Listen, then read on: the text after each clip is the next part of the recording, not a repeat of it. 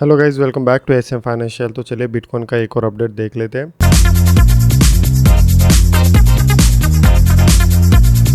तो देखिए, करंटली काफ़ी ज़्यादा वोलेटिलिटी हुई है मार्केट में। जैसा कि आपको पता है, काफ़ी बड़ा पंप निकल के आया और इस पंप में जो है जितने भी लोगों ने शॉर्ट सेल किया होगा या तो लिक्विडेट हो गए या फिर उनका कहीं और जाके एसएल हिट हुआ। तो यहाँ पे एसएल भी उस जगह हिट नहीं हुआ होगा जिस जगह उन्होंने एसएल लगाया होगा। तो काफ़ी बड़ा जो है यहाँ पे लॉस हुआ होगा उन लोगों को जिन लोगों ने शॉर्ट सेल के लिए प्लान किया। लेकिन जैसा कि आपको पता है कि हमने टेलीग्राम ग्रुप पर बाइंग के लिए ही प्लान किया था। कई बार मैंने आपको बताया था कि मार्केट जो है रिट्रेसमेंट ले सकता है, मार्केट ऊपर जा सकता है। तो इसीलिए आप जो है कोशिश करिए बाइंग के लिए ही प्लान करिए। तो हर बार मैंने बाइंग के बारे में ही बात किया था। तो यहाँ पे आप फाइनली देख सकते हैं कि मार्केट में काफी बड़ा पंप निकल गया। मतलब यहाँ पे हमें एक्स्ट्रा मूवमेंट मिला है। एक्सपेक्ट किया था कि लगभग यहाँ पे हमें जो है 28,000 के आसपास या 28,500 के आसपास ही पंप हो, लेकिन मार्केट जो है लगभग यहाँ पे काफी ज्यादा पंप हुआ। तो ये जो था ये एक्स्ट्रा रिवॉर्ड था। क्यों? क्योंकि हम उसी डायरेक्शन में थे करके हमें एक्स्ट्रा रिवॉर्ड मिला है। तो अब बात करते हैं कि मार्केट ने इतनी बड़ी कैंडल बनाई है, तो इसके बाद मार्केट किस तरीके से वर्क कर सकता है, तो उसके बारे में थोड़ी बात कर लेते हैं। तो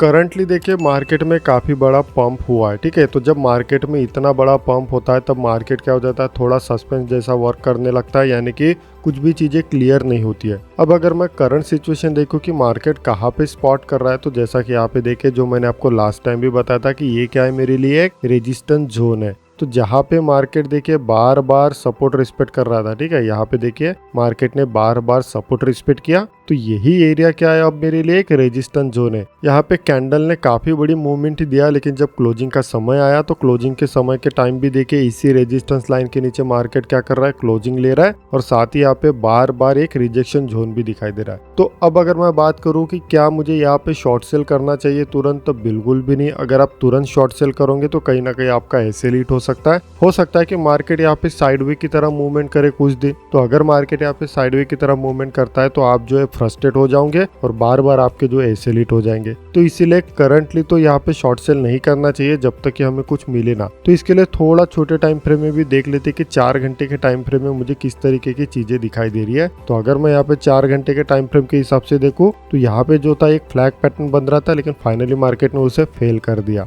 अब अगर हम लोग कैंडलस्टिक के फॉर्म में देखते हैं तो देखिए कैंडलस्टिक के फॉर्म में क्या दिखाई दे रहा है कि देखिए यहाँ पे एक डॉजी बना है जो कि बेरिश डॉजी है। अब ये डॉजी मुझे क्या बताने की कोशिश कर रहा है कि देखिए मार्केट ऊपर तक गया, लेकिन ऊपर में मार्केट सस्टेन नहीं हो पाया और फाइनली मार्केट दोबारा नीचे गिर गया और यहाँ पे नीचे में क्लोजिंग दिया। तो कहीं ना कहीं ये क्या बता रहा है, मुझे एक छोटा सा बेरिशी जोन बता रहा है। तो अगर मैं इसे देख के शॉर्ट सेल के लिए प्लान करता हूँ तो इसे देख के जो है छोटा सा रिस्क लिया जा सकता है, लेकिन ऐसा नहीं कि परफेक्ट ट्रेड है। ठीक है, परफेक्ट सेटअप नहीं है, बस एक छोटा सा आप जो है रिस्क ले सकते हो। कब? अगर इसमें हल्का सा और एक रिट्रेसमेंट मिलता है तो कुछ इस तरीके से। ठीक है, अगर हल्का सा एक और बार ट्रैप हो जाता है तो अच्छी बात होगी। अदरवाइज आप यहाँ पे डायरेक्ट भी अगर एंट्री मारते हो तो आपका जो स्टॉप लॉस यहाँ पे हो जाना चाहिए। ठीक है, यहाँ पे स्टॉप लॉस, यहाँ पे एंट्री, लेकिन ध्यान में रखिए ये सेटअप नहीं है। क्यों? क्योंकि मार्केट जो अभी कंसोलिडेशन में है, ऐसा कोई यहाँ पे सेटअप बना नहीं है जिसे प्रॉपर तरीके से शॉर्ट सेल किया जाए। तो इसीलिए अगर आपका जो ट्रेड है, अगर आपने $10 का रिस्क लेते हो हमेशा, तो उसे जो है $2 कर दीजिए। अगर आप $50 का रिस्क लेते हो हमेशा, तो उसे जो है $5 कर दीजिए। क्यों?